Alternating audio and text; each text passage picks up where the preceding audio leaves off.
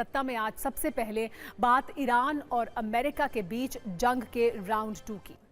पहले राउंड में 40 दिन की जंग के बाद दोनों देशों में 15 दिन के सीज फायर पर सहमति बनी, लेकिन इस्लामाबाद में विफल रही वार्ता के बाद अब इस जंग का एक नया फेज शुरू हो सकता है।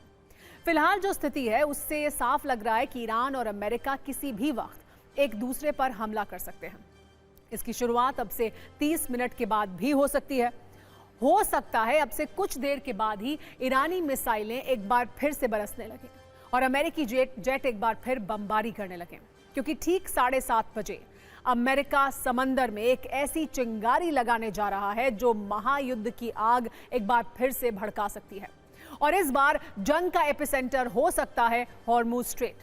अमेरिकी राष्ट्रपति डोनाल्ड ट्रंप की तरफ से यह ऐलान किया गया है कि शाम 7:30 बजे यानी अब से आधे घंटे के बाद ईरानी बंदरगाहों की नाकाबंदी शुरू कर देंगे। ना ही किसी समुद्री जहाज को ईरानी बंदरगाहों पर आने दिया जाएगा और ना ही उसे जाने दिया जाएगा। यानी हॉर्मुज नाकाबंदी का बदला ट्रंप ईरानी बंदरगाहों की घेराबंदी से लेना चाहते हैं। ईरान पर दबाव बनाने का ये ट्रंप प्लान ही युद्ध के नए चरण की वजह बनता हुआ दिख रहा है, क्योंकि ईरान ने भी ये साफ कर दिया है कि वो झुकेगा नहीं, हर हाल में जवाब देगा। अभी जिस तरह की डेथ डायलॉग बाजी हो रही है उसे देखते हुए किसी भी लिहाज से ये नहीं लगता है कि ये सीज फायर टिक पाएगा। ट्रंप साफ साफ ये कह चुके हैं कि ईरान को हॉर्मुज में टोल नहीं वसूलने देंगे, परमाणु बम नहीं बनाने देंगे, चाहे इसके लिए उन्हें कुछ भी करना पड़े। ईरान भी पहले की तरह ही अपने तेवर दिखा रहा है। ईरान ने यह साफ किया है कि धमकियों के आगे ना पहले झुके हैं ना अब झुकेंगे। उधर इजराइल ने सेना को तैयार रहने के आदेश दिए हैं। इजरायली सेना ने बमबारी का अभ्यास भी किया है।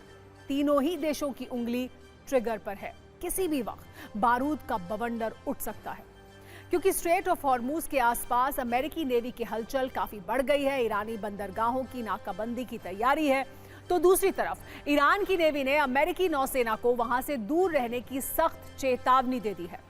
ईरान की चेतावनी है कि अगर कोई भी सैन्य शिप हॉर्मुज स्ट्रेट की तरफ आया तो उसे उड़ा दिया जाएगा।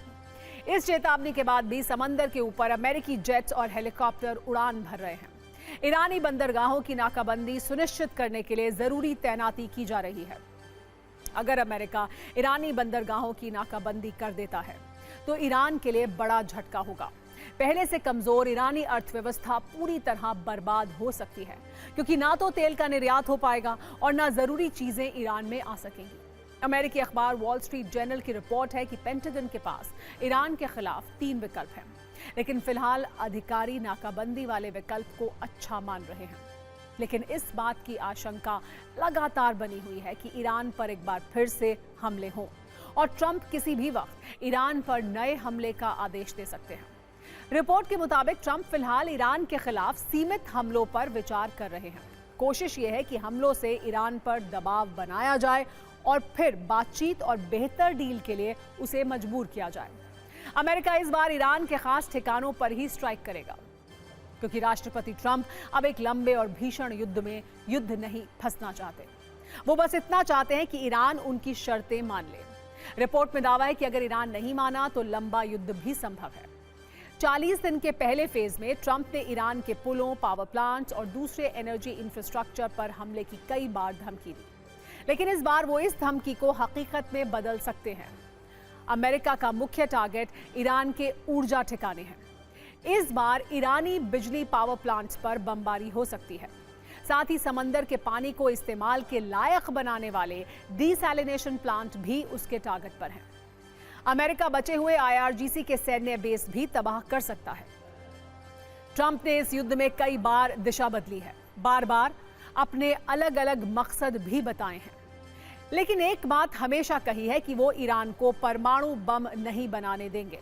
लेकिन अमेरिकी मीडिया का दावा यह है कि ईरान के पास अभी भी संवर्धित यूरेनियम मौजूद है। 400 किलो संवर्धित यूरेनियम को ईरान ने अंडरग्राउंड बेस पर छिपाया है। अमेरिका की लगातार बमबारी और बंकर बस्टर बमों को यूरेनियम पर कोई असर नहीं हुआ है। रिपोर्ट में यह भी पता चला है कि यूरेनियम संवर्धन जारी रखने के लिए ईरान के पास सेंट्रीफ्यूग भी मौजूद हैं। अमेरिकी खुफिया एजेंसियों के पास इसकी पुख्ता जानकारी है। यही वो जगह है जो ट्रंप को युद्ध से पीछे हटने से रोक रही है। ट्रंप कम से कम ये सुनिश्चित करना चाहते हैं कि किसी तरह ईरान का एटम बम वाला सपना हमेशा के लिए टूट जाए। ट्रंप ने इसके लिए नाकाबंदी जैसे नए तरीकों से ईरान को डराना शुरू किया है, लेकिन ईरान का रुख पहले की तरह ही है। ट्रंप की धमकियों का जवाब ईरानी संसद के स्पीकर ने सख्त लहजे में दिया है। ये कहा है कि हम पर धमकियों का कोई असर नहीं होगा। अगर अमेरिका लड़ना चाहता है तो हम भी लड़ेंगे, तर्क के साथ आएंगे तो हम भी तर्क से जवाब देंगे। ईरान किसी भी धमकी के आगे नहीं झुकेगा। हमने 47 साल से कभी सरेंडर नहीं किया। हमारा दुश्मन पहले ही हताश और निराश है। लेकिन इस सब के बीच एक बड़ा सवाल ट्रंप को लेकर ट्रेंड कर रहा है, जो पहले युद्ध में फंस गए, फिर पाकिस्तान को शांति वार्ता के लिए मोहरा बनाया। जब ईरान ने वहां भी सरेंडर नहीं किया तो अब उन्होंने एक नया दांव चला है।